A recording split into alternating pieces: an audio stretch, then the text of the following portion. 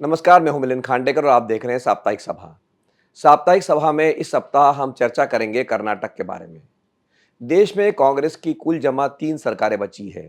उनमें से एक है कर्नाटक में, एक तेलंगाना में और एक हिमाचल प्रदेश में। तो कर्नाटक की सरकार पर भी अब संकट के बादल मंडरा रहे हैं, क्योंकि इस सरकार को 2.5 साल पूरे हो चुके हैं और ऐसा दावा किया जा रहा है कि ये समझौता हुआ था कि 2.5 साल सिद्धरमैया मुख्यमंत्री रहेंगे और 2.5 साल डीके शिव कुमार। तो अब डीके शिव कुमार और उनके समर्थक दावा कर रहे हैं कि उनको मुख्यमंत्री बनाया जाए। अब फैसला करना है कांग्रेस हाईकमान को। तो इस बारे में बातचीत करने के लिए मेरे साथ जुड़ रहे हैं वरिष्ठ पत्रकार और कांग्रेस पर पैनी नज़र रखने वाले, कई सारी किताबें लिख चुके हैं कांग्रेस पर, रशीद किदवई। रशीद, बहुत-बहुत स्वागत है आपका। धन्यवाद जी। तो रशीद, जो खबरें आ रही है कि डीके शिव कुमार ने कहा कि 5-6 लोगों को ही पता था कि ऐसी कोई डील हुई है कि 2.5 साल के बाद उनको मुख्यमंत्री बनाया जाएगा। तो पहली बात तो ये है कि क्या ऐसी कोई डील हुई भी थी कि 2.5 साल सिद्धारमैया मुख्यमंत्री रहेंगे और 2.5 साल डीके शिव कुमार रहेंगे, या सिर्फ ये डीके शिव कुमार का दावा है? और अगर ये ऐसा कोई डील हुई थी, तो फिर कांग्रेस पार्टी उसको ऑनर क्यों नहीं कर रही है, उसको अमल में क्यों नहीं ला रही है? मिलिंद जी, देखिए, डील हुई भी थी और नहीं भी हुई थी। मतलब एक विरोधाभास टाइप की एक बात मैं कह रहा हूँ। देखिए, होता ये है कि कांग्रेस में जब मुख्यमंत्री का चयन होता है, तो पुराने समय से एक एक ऐसी परंपरा ये चल रही थी कि जो कांग्रेस के मैनेजर थे, मतलब जैसे माखनलाल पोतेदार, अ, आर के धवन, विंस्टन जॉर्ज और बाद में अहमद पटेल, ये तमाम भूमिका और रणनीति तय करते थे। वो उसके जो किरदार होते थे, जैसे इस केस में सिद्धारमैया और दूसरे पक्ष डीके शिवकुमार, उनको सब ब्रीफ कर देते थे और हाई कमांड मतलब गांधी परिवार के सामने केवल सहमति पर मोहर लगती थी। तो कोई ऐसा लिखित में ऐसा कोई प्रमाण नहीं प्रस्तुत किया जा सकता जिससे बताया जाए कि 2.5 साल की बात हुई थी, क्योंकि संवैधानिक रूप से तो 2.5 साल का कोई औचित्य नहीं है। सरकार चुनी गई है, कांग्रेस की सरकार है, सिंगल मतलब पार्टी मेजोरिटी है और उसमें 5 साल का मैंडेट मिला है, तो 2.5 साल का कोई तुक नहीं है। लेकिन कांग्रेस के उस समय के जो राहुल गांधी के जो गुट के लोग थे और सोनिया गांधी, उन्होंने सोचा कि अभी तो 23 है और 24 का चुनाव है। 24 में अगर गठबंधन की सरकार बनती है, मतलब वैकल्पिक सरकार बनती है, ये सब आप कह सकते हैं ख्याली पुलाव था। लेकिन उस समय कांग्रेस का प्रदर्शन बहुत अच्छा था और कांग्रेस को पूरी उम्मीद ये थी कि आने वाले जो उस समय के आने वाले चुनाव थे, मध्य प्रदेश, राजस्थान, छत्तीसगढ़, वहां कांग्रेस बासानी जीत जाएगी और उसको एक तरीके से राजनीतिक तौर पे वो 24 की दावेदार होगी। ऐसा सब नहीं हुआ, सरकार चलती रही, आश्वासन या भ्रम आप जो भी कहें वो स्थिति रही। और उसके बाद आप जानते हैं 24 के चुनाव के बाद में जो परिस्थिति बनी, वो और खास तौर से बिहार के चुनाव के बाद में वो गांधी परिवार के हाथ से चीजें निकल गई हैं। इस समय गांधी परिवार या कांग्रेस का हाईकमांड इस स्थिति में नहीं है कि वो एक सिद्धारमैया जो पिछड़े तबके से जिनका संबंध है, उनसे कहें कि आप जाएं और जो मतलब जो अपर कास्ट के हैं, जो डीके शिव कुमार, उनको जो है कहे कि आप मुख्यमंत्री बन जाए। तो बदलाव करने की कांग्रेस स्थिति में नहीं है, इसीलिए टाल मटोल हो रही है। और एक और बात मैं इस बारे में कहूँ कि डीके शिव कुमार कांग्रेस के बड़े वफादार हैं, नेहरू गांधी परिवार के वफादार हैं। व्यवहारिक दृष्टिकोण से उन्होंने, चाहे वो दिल्ली का चुनाव हो जहां कांग्रेस के हाथ कुछ नहीं लगा, काफी कुछ अपने जो उनके साधन के रूप में जाने जाते हैं, उनके जो रिसोर्सेज हैं, उस रिसोर्सेज का कांग्रेस ने पूरा फायदा उठाया है। तो एक तरीके से गांधी परिवार और कांग्रेस पार्टी डीके शिव कुमार के प्रति एक तरह का ऋणी है, एक उनके एहसान के तले दबे हुए हैं। तो एक एक एडिशनल प्रेशर भी है। नहीं, तो ये जो आप बात कह रहे हैं कि एडिशनल प्रेशर है कि डीके शिव कुमार को बनाया जाए, एक तरफ तो बात ये है कि भाई एक पिछड़ी जाति के मुख्यमंत्री को आप हटा के किसी अपर कास्ट को लाएँगे।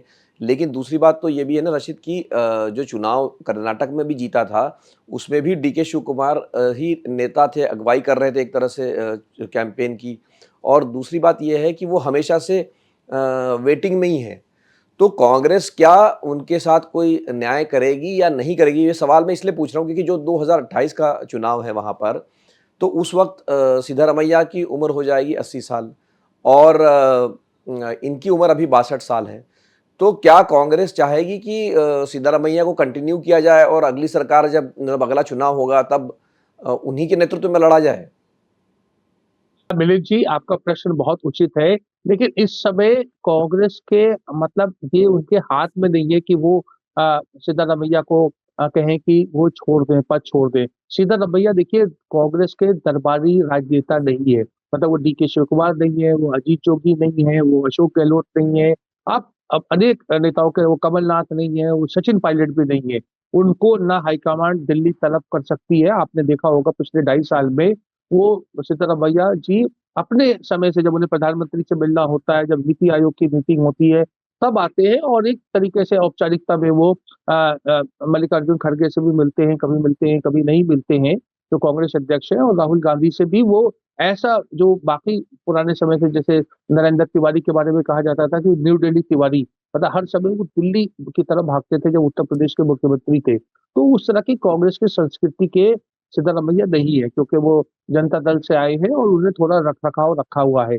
डीके शिव कुमार अपनी वफादारी के चलते अब कमज़ोर हो गए, क्योंकि हर समय राहुल गांधी उनसे कहते हैं कि देखो डीके ये समय सही नहीं है, तुम मेरा साथ दो, अभी देखो 28 में तुम्हारा चुनाव होगा, 29 में मेरा लोकसभा की परीक्षा है, हम साथ में ये सब करेंगे।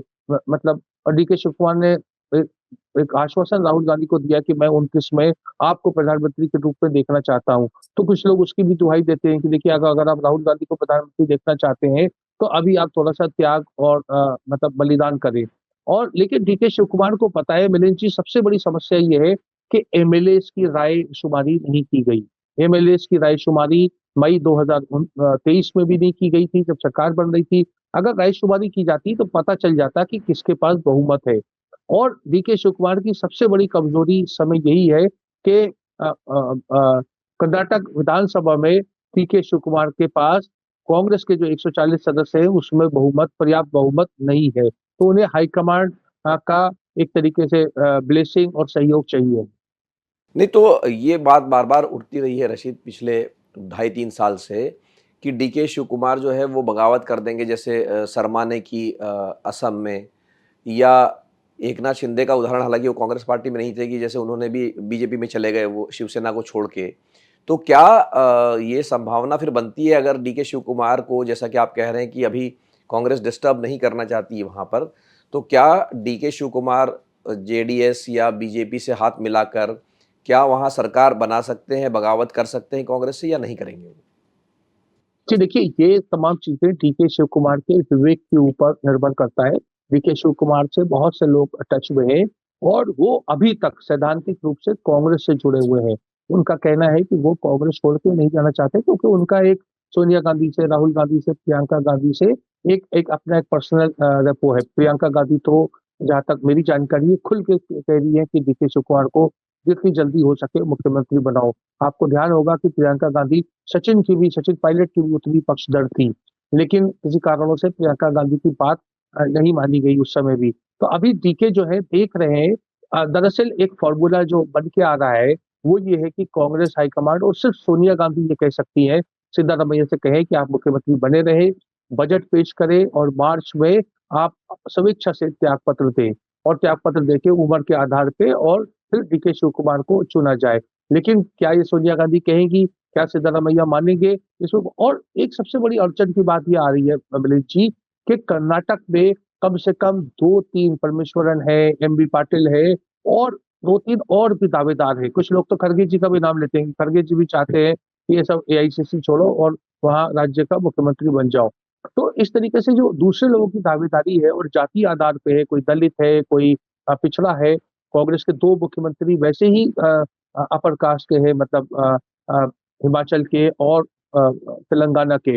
अब एक पिछड़े को हटा के एक अपर कास्ट को बनाना, वो राहुल गांधी की जो पूरी राजनीति है कि जो पिछड़ों की बात करते हैं और कहते हैं कि जिसकी जितनी संख्या उतनी उसकी भागीदारी, उससे वो मेल नहीं खाती। तो इसीलिए राहुल गांधी भी थोड़ा-सा प्रेशर में है और वो राहुल गांधी तो हर व्यक्ति से जो उनका करीब होता है, उससे यही कहते हैं कि आप जो है brother this is your time, don't look for power. यही उन्होंने पुड़िया जो थी ज्योतिरादित्य सिंधिया को भी दी थी, यही पुड़िया उन्होंने मिलिंद देवरा को भी दी, यही पुड़िया उन्होंने सचिन पायलट को भी दी। अब वो कोई पुड़िया खा लेता है, कोई पुड़िया जो है वो फेंक देता है और अपना रास्ता खुद चुन लेता है। तो ये कुल मिला के डीके शिव कुमार के विवेक में है कि वो कितने दिनों ये कांग्रेस की जो मीठी गोली और पुड़िया इसके ऊपर आश्रित रहते हैं, निर्भर रहते हैं। और कब जिस दिन उन्होंने मतलब बगावत की, मुझे लगता है वैकल्पिक सरकार बनने में कर्नाटक में कोई दिक्कत नहीं होगी। नहीं तो ये जो राशिद आप पुड़िया की बात कर रहे हैं या मीठी गोली की बात कर रहे हैं, तो ये जो कांग्रेस ऐसा क्यों करती है? आप तो लंबे अरसे से कांग्रेस को देखते आए हैं, लेकिन अगर मैं पिछले 10 वर्षों का भी हिसाब देखूं कि सचिन पायलट को दिल्ली से कांग्रेस पार्टी उसको मुख्यमंत्री बनाना चाहती थी, वो उनको नहीं बना पाए। तो ये टीके सिंहदेव का भी नाम था, वहाँ भी इसी तरह के अरेंजमेंट की बात थी, लेकिन फिर भी भूपेश बघेल को नहीं हटाया गया और कांग्रेस चुनाव हार गई। तो ये क्या लगता है आपको कि कांग्रेस कड़े फैसले लेने से डरती है क्योंकि हाईकमान कमजोर है इस समय, या ये ऐसी ही परंपरा है कि अभी के लिए टाल दो इसको? जी, मिलिंद जी, जो मेरा जवाब आपको बिल्कुल बड़ा अटपटा और अव्यवहारिक लगेगा, लेकिन वास्तविकता यही है। दरअसल गांधी परिवार एक लंबे समय से, पिछले 3 दशक से, ये जो पार्टी के जो मैनेजर होते थे, रणनीतिकार, उन पे बहुत ज़्यादा आश्रित रहती थी। तो सोनिया गांधी की कामयाबी के पीछे बहुत बड़ा रोल अहमद पटेल का था। उससे पहले जो राजीव गांधी और तमाम जो दूसरे लोग थे, उनका रोल रहा था। कांग्रेस के जो अभी समय के जो रणनीतिकार हैं, मतलब चाहे हम वो केसी वेणुगोपाल की बात करें, चाहे वो रणदीप सुरजेवाला का बात करें, दरअसल ये इनका फेलियर है। ये भी एक पुड़िया बना के कांग्रेस लीडरशिप को देते हैं कि मैडम, या राहुल गांधी से कहते हैं कि आज जी हम ये करते हैं, ऐसा हो जाएगा, ऐसा हो जाएगा, और वैसा होता नहीं है। और राहुल गांधी की गलती या आकलन की जो कभी या चूक आप कहिए, कि वो केसी वेणुगोपाल और अ, अ, रणदीप सिंह सुरजेवाला और ऐसे तमाम लोगों पर बहुत ज्यादा उन पे डिपेंडेंस है, विश्वास है। उन्हें लगता है कि ये लोग जो है, उसी क्रम में आप कृष्णा का भी नाम ले सकते हैं, ये लोग तमाम लोगों पर, राहुल गांधी को लगता है कि ये कोई गलती नहीं कर सकते। और यही राहुल गांधी और इंदिरा गांधी में बहुत बड़ा फर्क है। तो इंदिरा गांधी अपनी जो वो एक चौकड़ी थी, उसमें बार बार फेरबदल करती रहती थी और लोगों को एक तरीके से गलती होने पर उनको सजा भी देती थी। यहाँ कांग्रेस में आज अकाउंटेबिलिटी का नहीं है। मैं गांधी परिवार के पक्ष की बात नहीं कर रहा हूँ, मैं आपको व्यवहारिक स्थिति बता रहा हूँ कि जिस समय मुख्यमंत्री का चयन हो रहा होता है, उस समय ये रणनीतिकार कूद-कूद के, उछल-उछल के ये सब फ़ॉर्मूले पेश करते हैं कि मैडम ऐसा हो जाएगा, मेरी इनसे बात हो गई है, मेरी उनसे बात हो गई है, और बाद में आकर के वो हक्का-बक्का और बिल्कुल ऐसे होते हैं कि जैसे उन्हें कुछ पता ही नहीं है।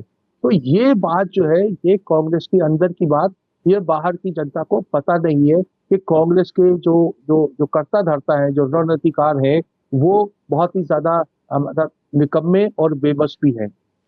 तो आखिर में रशीद, ये मैं जानना चाहूँगा कि जब से बिहार चुनाव का परिणाम आया है, उसके बाद में राहुल गांधी की जो चमक कथित रूप से बनी थी 2024 के लोकसभा चुनाव के बाद में, और फिर लगातार विधानसभा चुनाव में हार हुई, हरियाणा में हार हुई, महाराष्ट्र में हार हुई, दिल्ली में हार हुई, बिहार में हार हुई, तो वापस उनके मतलब नेतृत्व पर सवाल उठ रहे हैं।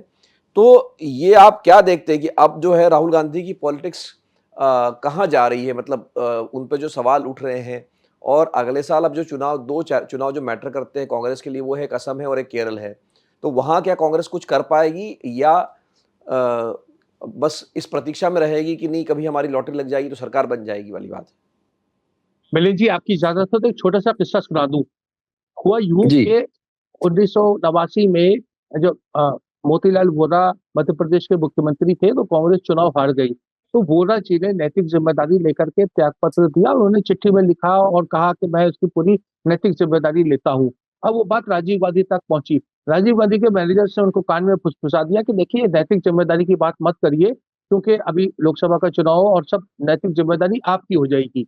तो राजीव गांधी ने बड़े उसके विनम्रता से वोरा जी से कहा कि वोरा जी, आप सब कुछ करें, ये नैतिक ज़िम्मेदारी ना लें। तो ये हुँ, नैतिक ज़िम्मेदारी ना लेने का जो अभाव है कांग्रेस हुँ, में, हुँ, अभी देखिए बिहार का चुनाव हुआ, कोई हुँ, पिछली बार खानापुरी के लिए कमेटियाँ बनती थी। हुँ, हुँ, पृथ्वीराज चौहान कमेटी बनी थी, मनीष तिवारी कमेटी बनी थी, इस तरह की 10 कमेटी बन चुकी हैं, और एंटोनी कमेटी के बारे में तो हम सब जानते हैं। इस हुँ, बार आप देखिएगा बिहार के चुनाव के बाद में कोई कमेटी नहीं बनी, ना कांग्रेस ने कुछ कहा, बल्कि वोट चोरी और चुनाव आयोग और इधर-उधर 10 तरह की अपनी बातें वो कह रहे हैं। तो ये जो क और ये जो रणनीतिकार है, फिर मैं कहूँगा वेणुगोपाल और उनके जितने भी तमाम आस-पास के लोग हैं, ये राहुल गांधी को कहते हैं कि देखिए, लोग हमारे खिलाफ नहीं है, ये लोग आपके खिलाफ हैं। आज हम जाएँगे, कल आपकी बारी है। तो राहुल गांधी जो है, उस पे आप कह सकते हैं कि उनकी एक कमजोरी है और एक तरीके वल्नरेबिलिटी है, इसके चलते राहुल गांधी जो है उन्हीं लोगों के साथ डटे रहते हैं जो बार-बार चुनाव की परीक्षा में फेल होते हैं और राहुल गांधी उन्हें पुरस्कृत करते हैं। जननायक तो संदेश जानता है कि राहुल गांधी अपने आप को पुरस्कृत कर रहे हैं और राहुल गांधी को फिर एक भरोसा और एक ढकोसला दिया गया है कि साहब अब केरल का चुनाव होने दीजिए, केरल के चुनाव में हमारी जीत होगी, तब आपको जो निर्णय लेना हो वो सबको स्वीकार होगा। असम में भी हमारी अच्छी पोज़ीशन है, इस तरह की बातें की जाती है। फिर असम में कुछ हो जाएगा तो कह देंगे अरे वो क्या करें, गौरव गोगोई ने ये नहीं किया, वो नहीं किया, तमाम बातें कही जाती है। एक पूरा जो मैंने लेख में लिखा है, जय जगत करके एक पूरा कांग्रेस का ग्रुप है, जो सिविल सोसाइटी से बहुत ज़्यादा इन्फ्लुएंस्ड है, उनकी तूती बोल रही है, जो कांग्रेस के जो फुल टाइमर हैं, जो राजनीतिक पृष्ठभूमि से आ रहे हैं, उनकी निर्णय के काम में जो है, उनकी नहीं चल रही है। नहीं, पर आप जो बात कर रहे थे कि केरल और असम में, लेकिन आपको कोई लग रहा है कि कोई चांस है, क्योंकि केरल में पिछली बार सरकार रिपीट हो गई, जो कि आमतौर पे होती नहीं थी, और असम में भी गौरव गोगोई को ज़िम्मेदारी दी गई है, लेकिन वहाँ हेमंत बिस्वा शर्मा बहुत ज़बरदस्त कैंपेन तो कम से कम करते हुए दिख रहे हैं वो।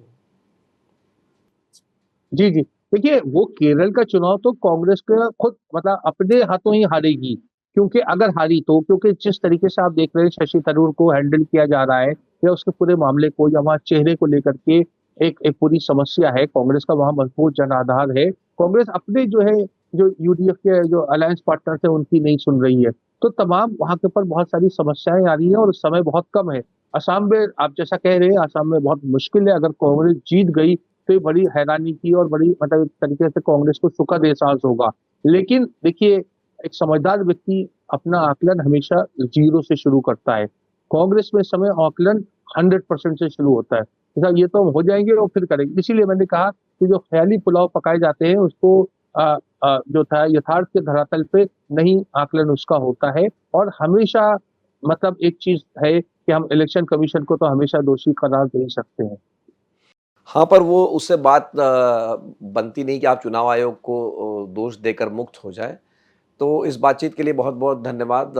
हमारे साथ जुड़े थे रशीद किदवई, जिन्होंने बताया कि कर्नाटक में जो संकट है वो अभी कांग्रेस की कोशिश होगी कि इसको और तारीख पर तारीख डाल दी जाए, इसको और टाल दिया जाए, लेकिन टालने से समस्या का समाधान नहीं होता है। मैं दर्शकों को एक आंकड़ा बताना चाहता हूँ कि कांग्रेस के सामने चुनौती क्या है। कांग्रेस के सामने एक तो चुनौती ये है कि उसके पास सरकारें नहीं हैं, और जो सरकारें जहाँ वो चुनकर भी आती है, वो उस पे री-इलेक्ट नहीं हो पाती है, दोबारा चुनकर नहीं आ पाती है। तो एक आंकड़ा ये है कि पिछले 25 वर्षों में भारतीय जनता पार्टी जो है, वो 14 बार री-इलेक्ट होके आई, मतलब दोबारा उसकी सरकार बन गई राज्यों में, उस राज्य में। गुजरात में तो 5 बार बन गई। जबकि कांग्रेस के रिकॉर्ड सिर्फ 7 का रहा है कि 7 बार, मतलब 2 बार से ज़्यादा जो सक्सेस रेट है वो बीजेपी का रहा है। लेकिन जब आप पिछले 10 सालों का हम देखते हैं, जब से मोदी जी आए हैं, तब से बीजेपी 8 बार री-इलेक्ट होके आई है राज्यों में और कांग्रेस सिर्फ 1 बार। तो ये अंतर बढ़ता जा रहा है, और कांग्रेस के पास जो संकट है, सामने संकट है, वो ये है कि क्या वो राज्यों में अपनी जो सरकारें हैं उसको बचा पाएगी? जीतना तो अभी दूर की बात है। कर्नाटक की भी जो संकट है, उसको इसी नज़र से देखना चाहिए कि कांग्रेस इस संकट को लेते-लेते कहीं 2028 का जो चुनाव है, उसको हारने की तैयारी अभी से ना कर ले। इस बातचीत को देखने के लिए आपका बहुत-बहुत धन्यवाद। नमस्कार।